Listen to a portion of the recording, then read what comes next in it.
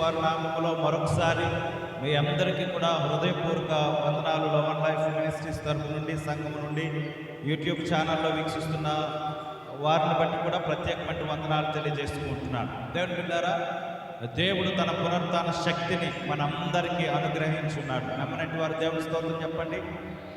మరొకసారి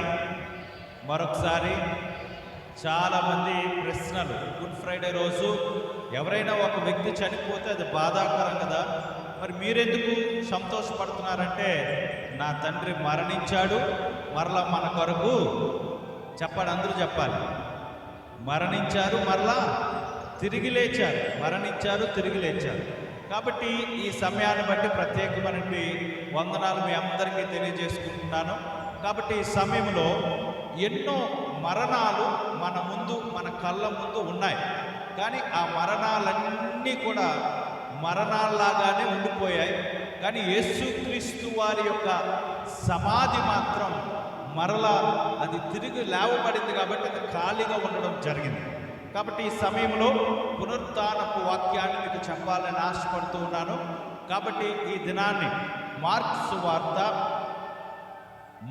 సువార్త దేవుని యొక్క సన్నిధానంలో బైబిల్ ఉన్నట్టు వారు తెరిచి మీరందరూ కూడా చూడవలసిందిగా కోరుతున్నాను. మార్కు సువార్త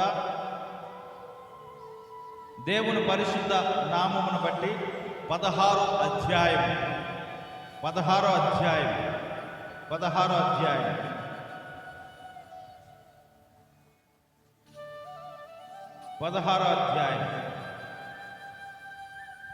6వ వచనాన్ని మనం చదువుకుందాం. అందుకతడు, కలవరపడకుడి, సిలువ వేయబడిన నజరేయుడగు యేసును మీరు వెతుకుచున్నారు.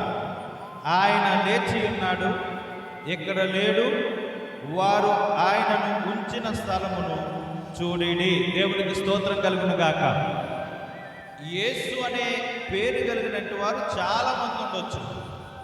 కానీ అక్కడ చెప్పబడిన మాట ఏంటనంటే, నజరేయుడైన యేసు, సిలువ వేయబడిన యేసు తిరిగి లేచి ఉన్నాడు, మరణములో లేడు.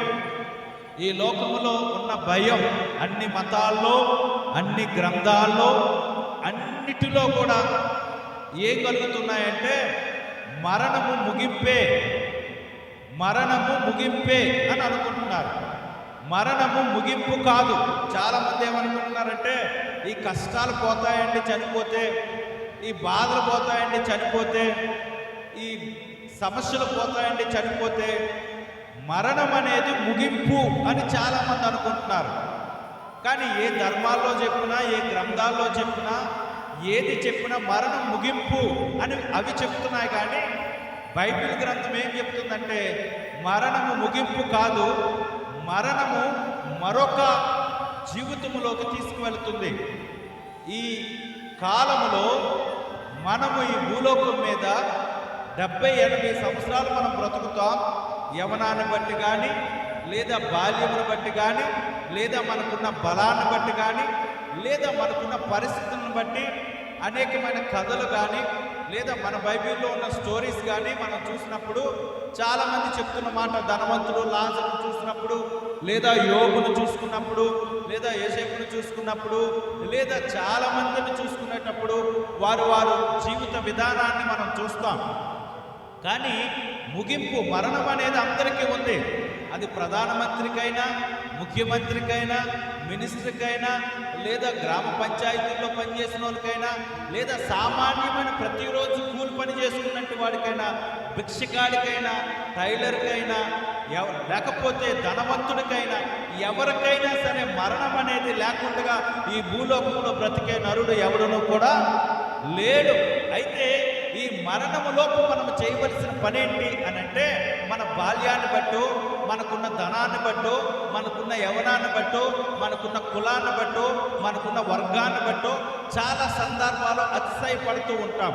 అయితే ఈరోజు నేను చెప్పగలిగింది, దేవుడు నీకు బలం ఇస్తే ఆ బలాన్ని బట్టి దేవుడిని ఆరాధించడం మొదలుపెట్టు. దేవుడు నీకు ధనస్థితినిస్తే ఆ ధన ప్రాప్తిని బట్టి దేవుడిని కనపరచడం మొదలుపెట్టు. దేవుడు నీకు సిరి ఇస్తే ఆ సిరిని బట్టి ప్రభువును స్తుతించడం మొదలుపెట్టు. దేవుడు నీకు అందచందాలు ఇస్తే, గాన ప్రతిగానాలు ఇస్తే దేవుడు నీకు జ్ఞానం ఇస్తే ఆ జ్ఞానాన్ని బట్టి దేవుని కనపరచడం మొదలుపెట్టు. కానీ మనం ఏం చేస్తామంటే ఆ జ్ఞానము ద్వారా, ఆ గాత్రము ద్వారా, ఆ ధనము ద్వారా మనకు మనం అంటే మనమేదో కనపరుచుకోవాలని, మనమేదో స్వయమాస చూపించాలని, మన స్వయాన్ని చూపించాలని చాలామంది ప్రయత్నం చేస్తూ ఉంటారు. అయితే నేను చెప్పగలిగిన మాట ఏంటంటే, నీ ధనం నువ్వు మరణించిన తర్వాత నీతో పాటు రాదు, నీ బలం నువ్వు మరణించిన తర్వాత నీతో పాటు రాదు, నీ కుటుంబం నీతో పాటు మరణించిన తర్వాత రాదు, నీ అందచందాలు నువ్వు మరణించిన తర్వాత తీసుకుని పోలేవు. అందరూ అంతటా దేవుడు మట్టితో మానవుని తయారు చేశారు కాబట్టి ఆ మట్టి ఈ దేహాన్ని మరలా మట్టిలోకి కలిపి ఆత్మ మాత్రము తాను దయచేసి దేవుడి యొద్దకి వెళ్ళిపోతుంది. ఈరోజు నేను చెప్పగలిగిన మాట ఏంటంటే, ఈ దేవుడు యేసు ప్రభు వారే అంటే చాలామంది ఇబ్బంది పడుతూ ఉన్నారు, చాలామంది కష్టపడిపోతూ ఉన్నారు. ఎందుకనంటే సత్యాన్ని కానరాలేక. అయితే నేను చెప్పగలిగిన మాట ఏంటంటే, ఏది సత్యం అని నేను చెప్పగలిగింది ఏంటంటే, ఈరోజు కొన్ని విషయాలు మీతో నేను చెప్పగలుగుతాను. వాగ్దానం చేసినట్లుగా వాగ్దాన పూర్ణుడైనట్టు వాడు ఈ భూలోకానికి ఏదో కొన్ని అవతారాల్లో వచ్చి మనల్ని రక్షించేవాడు, దుష్ట రక్షణ శిష్ట రక్షణ చేయగలిగినట్టు వారు ఈ దినాల్లో చాలామంది ఉన్నారు. దుష్ట రక్షణ చేసినట్టు వారు, శిష్ట రక్షణ కల్పించినట్టు వారు చాలామంది మన జీవితాల్లో ఎదురవుతూ ఉంటారు. అయితే దుష్ట రక్షణ శిష్ట రక్షణ ఎంత అవసరమో, మానవుడు పాతాళంలోకి వెళ్ళిపోకుండా, దేవుని ఇచ్చిన ఆత్మ పాతాళంలోకి వెళ్ళిపోకుండా, ప్రతి ఆత్మ పరలోక రాజ్యంలో చేర్చబడడానికి మానవుడే ఈ లోకానికి పరమాత్ముడై కన్యమరియ గర్భమున ఈ భూలోకానికి వచ్చి ఆయన 33.5 సంవత్సరాలు ఈ భూలోకములో జీవించి ఆయన సిలువలో బలియాగమై ఈరోజు మరలా పునరుద్ధానుడుగా ఆయన తిరిగి లేచి ఉన్నాడు. దేవునికి స్తోత్రం. ఒక రోజంట ఒక కారులో ఒక చాలా లగ్జరీ కారులో ఒకరోజు తండ్రి తన కుమారుడు కారులో వెళ్ళిపోతున్న సందర్భాల్లో అది చాలా వేసవికాలం. అయితే ఆ సమయంలో వారు ఏసీ ఆన్ చేసుకుని కారులో వెళ్ళిపోతూ ఉంటే అక్కడ ఒక తేనెటీగ ఆ యొక్క కారులో ఉంది. కారు గ్లాసు అన్నీ కూడా మూసున్నాయి కాబట్టి, ఏసీ బయటకు పోతుంది కాబట్టి ఆ తేనెటీగ ఎవరినొకరిని కరుస్తుంది. ఆ కరిచినప్పుడు ఆ తేనెటీగకున్న ముళ్ళు ఏం చేస్తుందంటే చాలా విపరీతమైన బాధను కల్పిస్తుంది. కాబట్టి అప్పుడు తండ్రి కుమారుడు తన తండ్రితో చెప్తున్నాడంట, నాన్నగారండి కారులో తేనెటీగ ఉంది, అది భయంకరమైన ముళ్ళును గుచ్చుతుంది, కాబట్టి ఏం చేద్దామనంటే ఆ తండ్రి తన కుమారుడి మీద ఉన్న ప్రేమతో ఏం చేస్తాడంటే, అది తిరుగుతున్న ప్లేసులో ఆ తేనెటీగ తన కుమారుడిని కరవడానికి వస్తే అమాంతంగా ఆ తేనెటీగను ఏం చేస్తాడంటే ఇలా గుప్పెళ్ళతో పట్టుకుంటాడు. అది పట్టుకోగానే ఆ తేనెటీగ ఏం చేస్తుందంటే, ఆ ఈగ ఏమి చేస్తుందంటే తన తండ్రి చేయని కరుస్తుంది, తనకున్న ముళ్ళును తన తండ్రికి గుచ్చుతుంది. ఆ తర్వాత దాన్ని వదిలేసిన తర్వాత అప్పుడు తన కుమారుడు తండ్రిని అడుగుతాడు, ఏమనంటే, నాన్నగారు ఇదేంటి వదిలేశారు కదనంటే, నాన్న అది నిన్ను కుట్టలేదు, అది నిన్ను కుట్టినా నీకు ఎటువంటి భయం కూడా లేదు. ఎందుకు నాన్నగారు అనంటే, ఆ యొక్క ముళ్ళును నేను భరించేశాను, ఆ ముళ్ళును నేను అనుభవించేశాను, ఆ ముళ్ళును ఏదైతే ఉందో ఆ నొప్పు కలిగి ఆ ముళ్ళును నేను పట్టుకొని నీకు రాకుండానే, నీ యొద్దకు రాకుండానే ఆ బాధను నేను శక్తిని, ఆ బలాన్ని ఆ యొక్క బాధను నేను అనుభవించేస్తున్నాను అని చెప్పడం జరిగింది. అంటే దానికి అర్థం ఏంటంటే, మరణపు ముళ్ళును మన ప్రభువైన యేసుక్రీస్తు వారు మనకంటే ముందే ఆయనే భరించి ఉన్నాడు. దేవునికి స్తోత్రం కలుగును గాక. ఆయనే భరించి ఉన్నాడు, మరణపు ముళ్ళును ఆయనే భరించి ఉన్నాడు. ఈ మరణపు ముళ్ళును మనకంటే ముందుగా ఆయనే భరించి, మరణము శాశ్వతం అందరికీ వస్తుంది, కానీ పునరుద్ధానము ప్రభువైన యేసును నమ్ముకుంటేనే వస్తుంది. దేవునికి స్తోత్రం కలుగును గాక. ఈరోజు నీవు ఇవ్వవలసినది ఏంటి ఆ పునరుద్ధానుడికి అనంటే, 2-3 నిమిషాల్లో నేను ముగిస్తాను. దేవుని బిడ్డలారా, నీవు ఇవ్వవలసింది ఏంటి అనంటే, నీ హృదయాన్ని ప్రభువుకి అప్పచెప్పాలి. నీ హృదయం ఎలా అప్పచెప్పబడుతుంది అనంటే, యేసు ప్రభు చేసే మాటలు ఉన్నాయి చూసారా, యేసు ప్రభు చెప్పే బోధలు ఉన్నాయి చూసారా, ఆ బోధ ఏదైతే ఉందో ఆ బోధను విని విడిచిపెట్టడం కాదు. చదువుకున్న పిల్లలు ఉన్నారు. నిన్న మొన్న 10th క్లాస్ ఇంటర్మీడియట్ పిల్లలకు కూడా ఎగ్జామ్స్ అయ్యాయి. వారు చదివినదంతా విడిచిపెడితే వారికి ఏ ప్రయోజనం లేదు. వారు చదివినదంతా వారు హృదయంలో ఉంచుకొని ఎగ్జామ్స్ టైం అప్పుడు రాస్తే వారు సంపూర్ణమైన విద్యను కొనసాగించేవారు అవుతారు. అలాగే బైబిల్ గ్రంథం చెప్పబడిన ఈ మాటలు విని విడిచిపెట్టేవారుగా ఉండకూడదు. చాలామందికి ఉన్న ఆలోచన ఏంటంటే వింటారు, విడిచిపెడతారు. విని విడిచిపెడితే అదే నీ వింటున్నావు, విడిచిపెడుతున్నావు. అదే నీ కుమారుడు 1వ తరగతి నుంచి మొదలుకొని 10వ తరగతి వరకు కూడా విని విడిచిపెడితే బాగా వింటున్నావురా, బాగా విడిచిపెడుతున్నావురా అని అనం. నువ్వు వింటున్నదేంటి, నువ్వు చేస్తున్నదేంటి అని అడుగుతాం. ఈరోజు మనసు మారడానికి ప్రభు అయిన యేసుక్రీస్తు వారు ఇచ్చిన ఈ బైబిల్ గ్రంథంలో ఉన్న గొప్ప మాటలు మనకి చాలా ఉన్నాయి. లేఖనాలను ప్రభువు చెప్పున్నాడు. లేఖనాలను దేవుడు చెప్పబడి ఉన్నది. కాబట్టి ఈ లేఖనాలు ఎవరైతే ఈ హృదయం అనే పలక మీద దేవుని వాక్యాన్ని, ఈ హృదయం అనే పలక మీద దేవుని వాక్యాన్ని నెమరవేసుకుంటారో వారు సంపూర్ణ శక్తి గల వారుగా మార్చబడతారు. దేవునికి స్తోత్రం. సంపూర్ణ శక్తి అంటే నువ్వు సంపూర్ణ శక్తివంతుడిగా మార్చబడ్డావు అని అంటే నువ్వు కష్టాన్ని జయించగలుగుతావు, నష్టాన్ని తీసుకోగలుగుతావు. దేవుని యొక్క శక్తి నీలో ఉండేటప్పుడు ఏది కూడా ప్రభావితం నిన్ను చేయలేదు. అంటే ఏది ప్రభావితం చేయలేదు, దుర్బోధులైనప్పటికీ లేదా నీలో ఉన్న ఆశల మీద నిగ్రహం కలగడానికి కూడా దేవుని యొక్క వాక్యాన్ని, దేవుని యొక్క మాటను వినేవారు ఆ శక్తిని పొందుకొని నిగ్రహముగా జీవించడానికి ప్రయత్నం చేస్తారు. కొన్ని విషయాల్లో పానీయం చూస్తే తాగాలని లేదా తిండిని చూస్తే తినాలని ఆలోచన ఒక్కొక్కసారి మనకి ఎలాగైతే వస్తుందో నిగ్రహము అనేది కూడా దేవుని నామములు అలాంటిదే. వాక్యము చెప్పబడుతుంది ఏమనంటే వాక్యమే మానవుడికి వెలుగై ఉన్నది, వాక్యమే మానవుడికి జీవమై ఉన్నది, వాక్యమే మానవుడికి నడిపించేది, చీకటిలో వెలుగునిచ్చేది. ఈ వెలుగునే నువ్వు ఏం చేస్తున్నావంటే నీ సొంత అతిశయంతో ఈ వెలుగును పక్కన పెట్టి నీ వెలుగును ప్రదర్శించాలని ప్రయత్నం చేస్తున్నావు. అప్పుడు మానవుడు ఏమవుతాడంటే వాడు గుడ్డువాడై ఇతరులకు మార్గం చూపించలేడు కదా. నీవే చీకటిలో నడుస్తూ ఇతరులకు వెలుగును చూపించలేవు కదా. మనం శ్లోకం పాడుకున్నంత మాత్రాన మేము చీకటిలో ఉన్నాం, మేము అంధకారంలో ఉన్నాం, కాబట్టి నువ్వు అంధకారం నుండి బయటకు రాగలవు, అంధకారం నుండి ఎలా మేము బయటకు రాగలుగుతాం అని నువ్వు శ్లోకాన్ని పాడినంత మాత్రాన లేదా నువ్వు ప్రార్థన చేసినంత మాత్రాన నీవు వెళుతున్నా, నీవు రాస్తున్న ఒక ఉత్తరం అవతల వాడికి అందాలి అని అంటే, నువ్వు రాసిన లేఖ అవతల వాడికి అందాలనంటే ఇంతకుముందు ఏం చేసేవారు అంటే చక్కగా వారి యొక్క ఇంటి పేరుతో సహా, వారి యొక్క కాలనీ పేరుతో సహా, వారి గ్రామ పేరుతో సహా, మండల పేరుతో సహా ఒక ఉత్తరాన్ని రాసి పంపించేవారు. వారికి సరిగానే అందేది. ఒకవేళ నువ్వు రాసిన ఆ ఉత్తరం సరైన మాటలు అవ్వచ్చు, మేలైనవే అవ్వచ్చు, కానీ అవతల వాని అడ్రస్ సరిగా లేకపోతే ఆ ఉత్తరం వాడికి చేరదు. నువ్వు చేస్తున్న భక్తి, నువ్వు చేస్తున్న నియమాలు, నువ్వు చేస్తున్న పూజలు, నువ్వు చేస్తున్న ప్రతీది కూడా ఒకవేళ నువ్వు నియమ నిష్ఠలతో చేయొచ్చు, కానీ అవతల వానికి నువ్వు సరిగా ఆ ఉత్తరపు అడ్రస్ సరిగా లేకపోతే అది సరిగా చెల్లదు.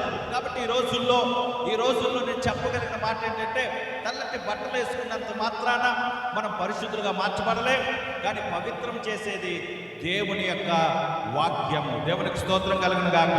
ఇది పవిత్రులుగా చేస్తుంది, పవిత్రులుగా చేస్తుంది. యేసు పునరుద్ధానపు శక్తి ఎంత విధంగా మార్చబడిందనంటే మరణమును జయించి లేచిన యేసుక్రీస్తు వారి యొక్క ఈ బోధ అనేక మందిని ప్రభావితం చేసింది.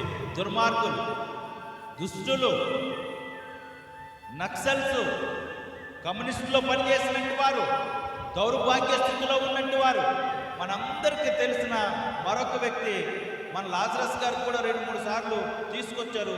శ్రీవస్తపురం అనే ఒక ప్రాంతం నుండి వాళ్ళు సింహాచలం దేవస్థానంలో కూడా వారు ఆ యొక్క బంగారాన్ని కొట్టివేసినప్పుడు పోలీసులకు దొరికిపోయిన తర్వాత ఆ యొక్క పోలీస్ స్టేషన్లోనే వారు యేసుక్రీస్తుని అంగీకరించి ఆ దొంగల ఊరుగా శ్రీవస్తపురం అనే ఆ ప్రాంతాన్ని యూట్యూబ్లో కొట్టుకుంటే మీకు తెలుస్తుంది. అది దొంగలు ఉండే ప్రాంతం. అది ఆ శ్రీవస్తపురం అనే ప్రాంతాన్ని ఈరోజు క్రీస్తుపురం అనే గ్రామంగా మార్చుకున్నారు. వారు ఎందుకు మార్చుకున్నారు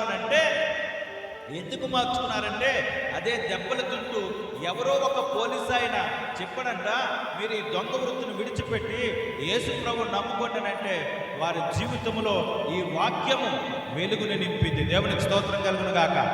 ఆ వెలుగు ఈ యేసుక్రీస్తు పునరుత్థానము, ఈ యేసుక్రీస్తు వారి రక్షణ, వారు ఈ వెలుగును పట్టుకొని ప్రపంచ యావత్తు కూడా తిరిగి మన మేడ్చర్ల ప్రాంతానికి కానీ చౌడవాడ ప్రాంతానికి కానీ ఆ రోజుల్లోనే ఆ దైవజనులు తీసుకొచ్చి వాక్యాన్ని చెప్పించారు.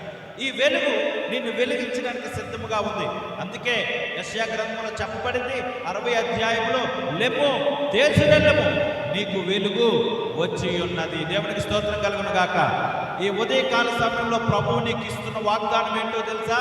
నీ ఆరోగ్య స్థితిలో చీకటి ఉందేమో, నీ ఆర్థిక పరిస్థితుల్లో చీకటి ఉందేమో, నీ పరిస్థితుల్లో చీకటి తాండవం చేస్తుందేమో. దేవుడు ఈరోజు ఈ దైవజనుల ద్వారా మీకు ఇస్తున్న మాట ఏంటంటే, నీ జీవితంలో వెలుగు రాబోతూ ఉన్నది. అది దైవకమైన వెలుగు. దేవుడికి స్తోత్రం కలుగును గాక. అది దేదీప్యమైన వెలుగు. యేసు పునరుత్థానపు శక్తి వెలుగు మిమ్మల్ని ఆవరించిపోతూ ఉంది. ఈరోజు అట్టి ధన్యతను కలిగి దేవుడిచ్చిన వాగ్దానాన్ని, అందుకే మరణపు ముళ్ళును విడిచిన ఎన్నో సమాధులు ఉన్నాయి. ఎన్టీ రామారావు గారి సమాధి 6 ఎకరాల్లో ఉంది, కానీ సమాధి లాగానే ఉంది. రాజీవ్ గాంధీ గారి యొక్క సమాధి 60 ఎకరాల్లో ఉంది, కానీ సమాధి లాగానే ఉంది. పుట్టుపర్తిలో సత్యసాయిబాబా గారి సమాధి లాగే ఉంది, కానీ దానికి గోడలంతటికీ కూడా బంగారపు తోరణి తొలగించారు. సమాధి లాగానే ఉంది. మనకు తెలిసినట్టు వారు రాజశేఖర రెడ్డి గారి సమాధి 2000 ఎకరాల్లో ఉంది, కానీ సమాధి లాగానే ఉండిపోయింది. కానీ నేను ప్రకటిస్తున్న యేసు సమాధి, ఆయన ఘోర మరణమును సిలువలో పొంది ఉన్నతమైనట్టి ఒక ధనవంతుడు పోర్చబడినట్టి స్థలములో పోర్చబడ్డాడు. కానీ ఆ సమాధి ఖాళీగా ఉంది. ఎందుకనంటే ఆయన పునరుత్థానుడై తిరిగి లేచి ఉన్నాడు. దేవునికి స్తోత్రం చెప్పండి. ఇంకోసారి గట్టిగా చెప్పండి కూడా. ప్రభుని స్తుతించండి. హల్లెలూయా. కాబట్టి మనిషి మరణం ఎన్ని ఎకరాల్లో పెట్టావనేది కాదు, మనిషి మరణం ఎన్ని పదవుల్లో చేసావనేది కాదు, మనిషి మరణం ఎంత క్వాలిటీగా ఉందనేది కాదు, మనిషి మరణం జిప్ మీద వెళ్ళాడా, ఈడ్చుకొని పోయాడా, లేకపోతే ఎలా కూర్చబడ్డాడా అనేది కాదు. బిన్ లాడెన్ అని ఒక వ్యక్తి ఉన్నాడు. అమెరికా దేశాన్ని అంతటిని కూడా అతలాకుతలం చేసేశాడు. వాని యొక్క పుట్టుక, వాని యొక్క మరణం చాలా నీచమైనది. కానీ యేసుక్రీస్తు వారు పుట్టుక ఇశ్రాయేలు దేశంలో పుట్టి ప్రపంచ యావత్తును కూడా కదిలింపగలిగిన శక్తివంతమైన నామం నేను ప్రకటిస్తున్న నా యేసుక్రీస్తు నామం. ఈ నామములో దయ్యాలు వదిలిపోతూ ఉన్నాయి. ఈ నామములో పాపులు మార్చగలుగుతున్నారు. ఈ నామములో వ్యభిచారులు మారగలుగుతున్నారు. ఈ నామములో నీతిగా బ్రతకగలుగుతున్నారు. ఈ నామములో సంతోషము, సమాధానం ఉంది. యేసుక్రీస్తు నామం గొప్ప నామం. ఈ గొప్ప నామములో మిమ్మల్ని ఆహ్వానిస్తూ ఉన్నాను. ఈ గొప్ప నామానికి దేవుడిని పిలుస్తూ ఉన్నాడు. వ్యత్యాసము లేదు. అందరూ పాపము చేసి దేవుడు అనుగ్రహించిన మహిమను పొందలేకపోతూ ఉన్నారు. ఆ మహిమను ఈరోజు దేవుడికి ఇవ్వాలని కోరుకుంటున్నాడు. ఆ శాంతిని దేవుడికి ఇవ్వాలని కోరుకుంటున్నాడు. ఆ సమాధానాన్ని ప్రభువునికి ఇవ్వాలనుకుంటున్నాడు. అయితే చాలా మందికి ఉన్నది ఏంటంటే, ఇక్కడ మార్కు సువార్తలో చెప్పబడినట్లుగా చూడండి, అక్కడ ఒక మాట రాయబడి ఉంది. చివరిగా ఈ మాటను మనం చదువుకుందాం. ఈ యొక్క మాటను మనం చదువుకుందాం. 4వ వచనం 16వ అధ్యాయం 4వ వచనం. వారు వచ్చి కన్నులెత్తి చూడగా రాయి పొర్లింపబడి ఉండుట చూచిరి. ఆ రాయి ఎంతో పెద్దది. దేవునికి స్తోత్రం కలుగును గాక. చెప్పండి, ఆ రాయి ఎంతో పెద్దది. ఈరోజు కుల వ్యవస్థ అనే రాయి ఎంతో పెద్దది. ఈరోజు మత వ్యవస్థ అనే రాయి ఎంతో పెద్దది. ఈరోజు వ్యత్యాసం అనే రాయి ఎంతో పెద్దది. అందుకే ఈ దినాల్లో మనం చూస్తూ ఉన్నాం, ఎక్కడ సోషల్ మీడియా చూసినా ఒకరిని చంపుకుంటున్నాడు. ఈ రాయి ఎంతో పెద్దది. ఒకడొకడు పొడుచుకుంటున్నాడు. ఈ రాయి ఎంతో పెద్దది. వారుకున్న క్వాలిటీస్ని బట్టి నీచమైన స్థితిలో ఉన్నట్టు వారిని చంపుతూ ఉన్నారు. స్త్రీ పురుషులు చంపుకుంటూ ఉన్నారు. వారు చదువుకున్న జ్ఞానం, వారు అభ్యసిస్తున్న జ్ఞానం, చదువు వారిని నిజమైన దైవత్వంలోకి నడిపించలేకపోతుంది. ఒక సాఫ్ట్వేర్ కంపెనీలో పనిచేసినట్టు కొన్ని లక్షల రూపాయలు సంపాదిస్తున్నట్టు ఒక ఆమె తన కుమారుడు తనకు అడ్డంగా ఉన్నాడని ఒక హోటల్ రూమ్లోకి తీసుకెళ్ళి వాడిని చంపి ముక్కలు చేసి ఒక లగేజ్ బ్యాగ్లో ప్యాక్ చేసుకొని వాడిని ఎక్కడో పడేయడానికి తీసుకువెళ్ళిపోతుంది. ఏమైంది ఆమె జ్ఞానం? ఏమైంది ఆమె జ్ఞానం? జ్ఞాన అభ్యాసం అంటే చదివిన జ్ఞానం కాదు, దైవిక జ్ఞానం. దేవునికి స్తోత్రం కలుగును గాక.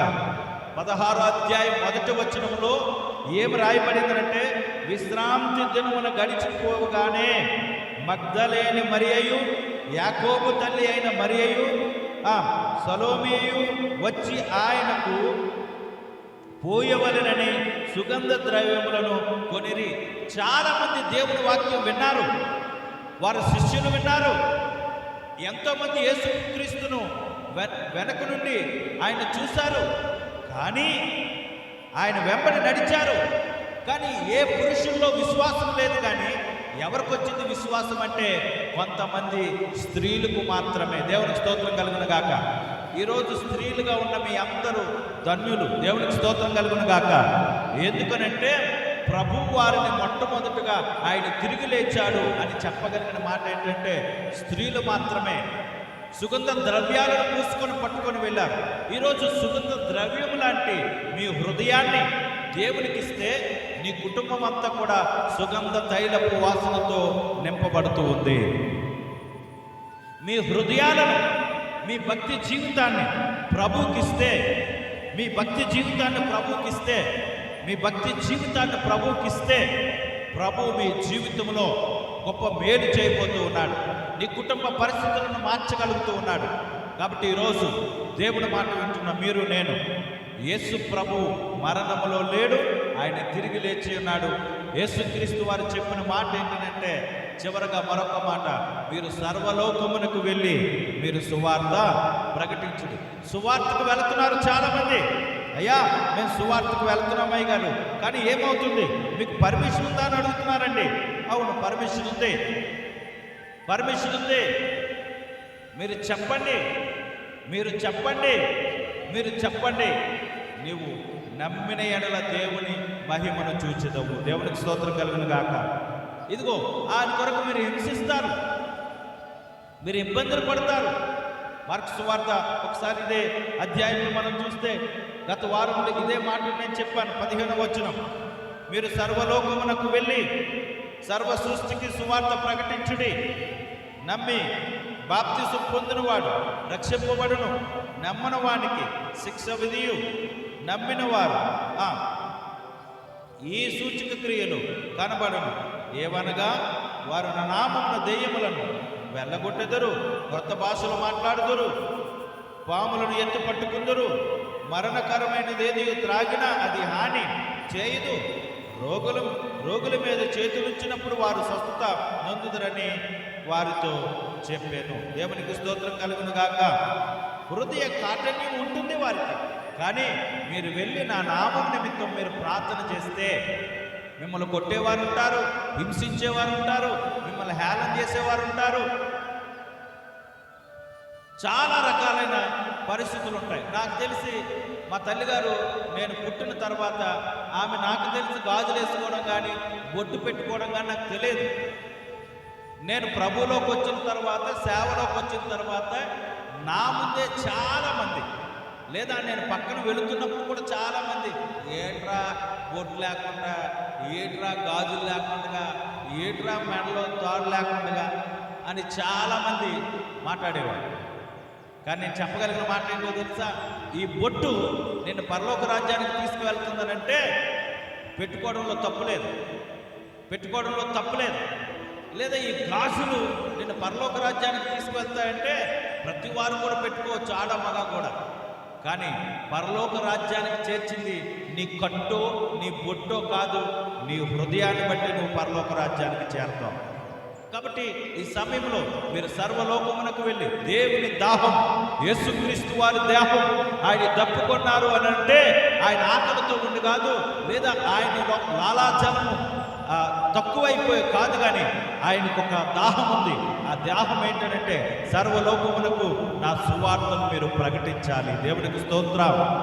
నీవు శక్తిహీనుడివే, ధనవంతుడు కాకపోవచ్చు, జ్ఞానవంతుడు కాకపోవచ్చు, నీకున్న పరిధిలో నీవు సువార్త చేసి ప్రభువు సొంత రక్షకుడిగా ఇతరులకు నువ్వు స్వీకరించే విధంగా చెప్పగలిగితే నజరేయుడైన యేసు ఆయన పునరుత్థాన సమయమున, ఆయన రాకడ సమయమున, ఆయన సింహాసనం మీదుట అబ్రహాము రూమున లాజరు ఆనుకున్నట్లుగా నీవు నేను కూడా ఆయన సింహాసనం ఎదుట సంతోషగానములతో మనం ఆయన్ని చూస్తాం.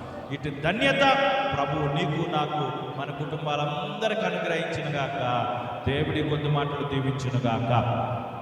మనమందరం కళ్ళు మూసుకుందాం, ప్రార్థన చేసుకుందాం. పరిశుద్ధుడా, నీ ఘనమైన పాదాలకు వందనాలు. నీ శక్తివంతమైన నామములో మరొకసారి నీ దయతో మమ్మల్ని నడిపించిన విధానం బట్టి వందనాలు. నీ శక్తితో నింపండి, నీ బలముతో నింపండి, నీ ప్రసన్నతను మాకు అనుగ్రహించారు. ఈ వాక్యపు సందేశము అనేక మందిని ప్రభావితం చేయబట్టుకునే కృపను అనుగ్రహించమని నజరేయుడైన యేసుక్రీస్తు నామమున బ్రతిమాలి వేడుకొంచున్నాను పరమ తండ్రి.